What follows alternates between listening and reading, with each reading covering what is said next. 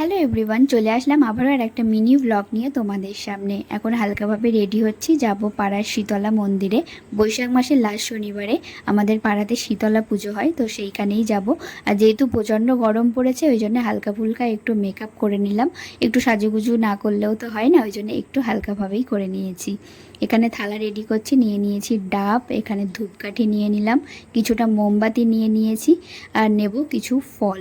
এখানে কলা আর আপেল নিয়ে নিয়েছি, আর এখানে কিছুটা লাড্ডু নিয়ে নিয়েছিলাম, আর নিয়েছিলাম অল্প একটু মিষ্টি, আর এখানে কিছু ফুল।